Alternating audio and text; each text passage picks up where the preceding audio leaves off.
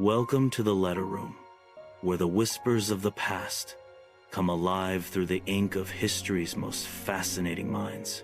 Today, we're stepping into the world of 1883 Vienna, a city buzzing with intellectual fervor, where gas lamps flicker against the cobblestone streets, and the air carries the scent of coffee and ambition. In this vibrant yet shadowy setting, a young man named Sigmund Freud, still years away from becoming the father of psychoanalysis, sits down to pour his heart onto paper. This isn't just any letter. It's a deeply personal confession to Martha Bernays, the woman who would soon become his wife, written on October 25, 1883. Prepare yourself for a journey into the mind of a genius, where love, science, and inner turmoil collide in a way that would shape the course of modern psychology. Who was Sigmund Freud at this moment? Born in 1856 in what is now the Czech Republic, he was a 27-year-old medical student and researcher, grappling with the demands of his studies and the weight of his dreams. By 1883, he was working tirelessly in Vienna's laboratories, exploring the effects of cocaine, a substance he believed held medical promise, though it would later haunt his reputation. Yet beneath this scientific curiosity lay a man wrestling with his emotions, particularly his relationship with Martha. Their engagement, which began in 1882, was a source of both joy and tension. Freud's letters to her reveal a man torn between his intellectual pursuits and his longing for her presence, a struggle that echoes through the pages of this particular letter. This letter comes at a pivotal time. Freud had recently made a discovery with his mentor, Joseph Breuer, about cocaine's potential as a local anesthetic, a finding that filled him with excitement and hope for his future. But it's not just about science. The letter is a window into his soul, where he shares his financial struggles, his exhaustion, and his deep affection for Martha. He writes of ordering a book for her as a gift, a gesture thwarted by his poverty, and of walking with Breuer to discuss their work moments that blend his professional and personal worlds. What makes this letter extraordinary is its honesty. Freud doesn't hide his vulnerabilities. He lays them bare, offering us a glimpse of the man before he became the iconic figure analyzing dreams and the unconscious. Imagine the scene.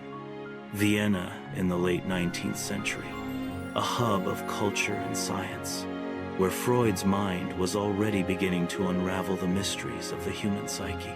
This letter, though never intended for public eyes, survived because it captures a rare, unfiltered moment in his life. It's a testament to his humanity, showing us the young researcher who would one day write works like The Interpretation of Dreams and The Ego and the Id, but who, in 1883, was still finding his way. The letter's tone is intimate, filled with a mix of pride in his work and a yearning for Martha that tugs at the heart. Why does this matter to us today? Because it's a reminder that even the greatest minds are shaped by their personal struggles. Freud's relationship with Martha influenced his theories on love, family, and the unconscious mind ideas that would later define psychoanalysis. This letter isn't just a love note.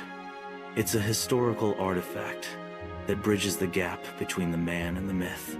As we dive into its words, we'll see how his early experiences with Martha laid the groundwork for his later explorations into the human soul.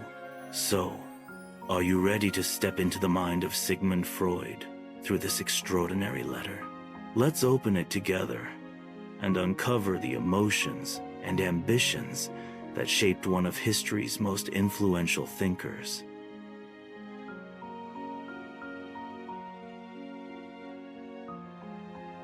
Vienna, Tuesday evening, October 25, 1883. My darling girl. Yes, it is true. We have made a discovery which may not be insignificant, and you must forgive me if I talk a lot about it today. Yesterday, in my joy, I went to see Breuer as late as 9:30, and on my way there I thought up all kinds of compliments for his wife, so that she should not be bored by our conversation. For instance, not only women are beautiful, chemical preparations can be, too. And a second one, which I actually managed to make use of, as you will learn. Finding no one at home, I settled down in the consulting room and picked up the nearest book. I looked in vain for the cigar box. I have been granted these rights once and for all. The book I picked up I liked so much, I decided to send it to my Martha. Poor sweet princess. It is already ordered for you, but just now, when I would so much like to give it to you as a celebration of our success, I am quite poor.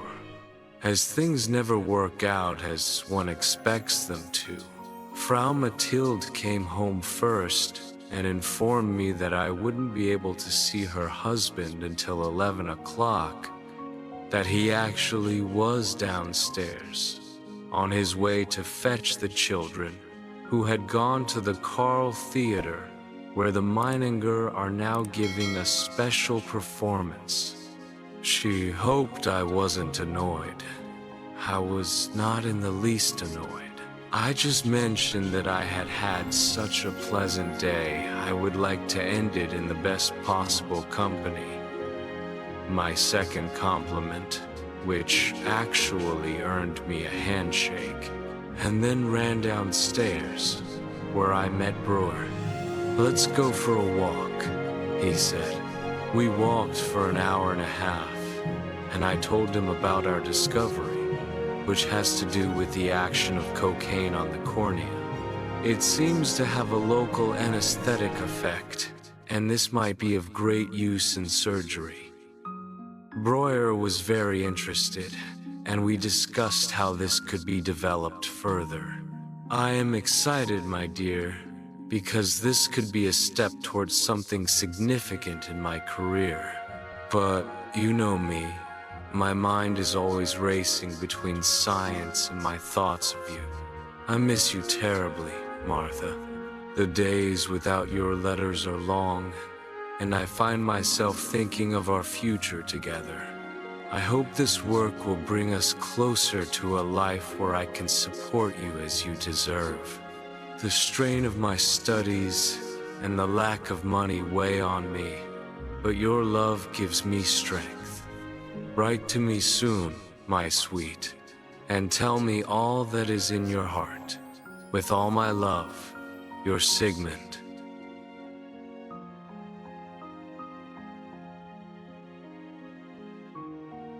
So, what do you think of this letter from Sigmund Freud to Martha Bernays? It's a captivating look into the heart of a man who would redefine how we understand the mind, written when he was just starting his journey. This letter sets the stage for a life that blended personal devotion with groundbreaking science, and it's worth exploring how that unfolded. Freud and Martha's story didn't end with this letter.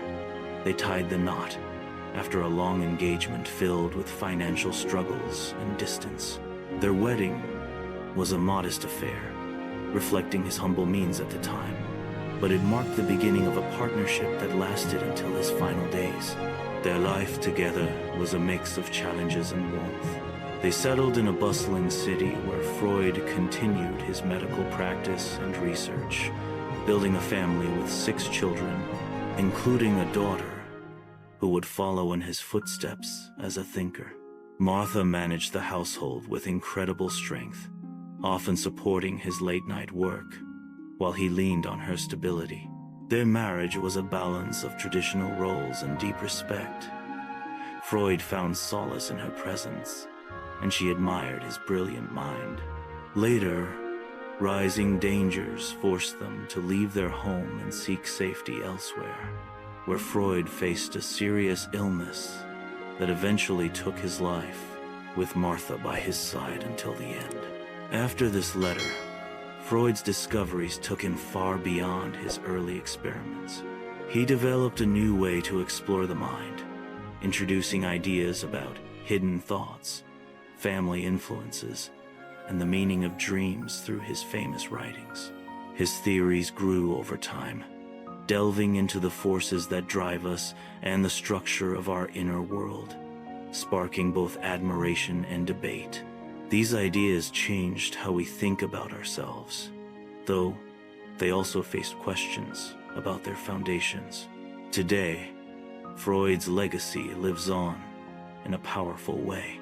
He's remembered as the pioneer who opened the door to understanding our deepest thoughts, influencing everything from therapy to art, with phrases like Freudian slip becoming part of our language. Places dedicated to his life celebrate his journey, and his letters, including this one to Martha, are studied as keys to his genius. Yet, his personal story, his love for Martha, his family life, adds a human touch to the legend, showing a man whose heart fueled his mind. My question for you is this: does knowing Freud's personal life and marriage change how you see his ideas? Share your thoughts in the comments. I'd love to hear. If you enjoyed this dive into Freud's letter, like, subscribe, and hit the bell. Next time, we might explore another letter or a new historical figure. Tell me what you'd like to see.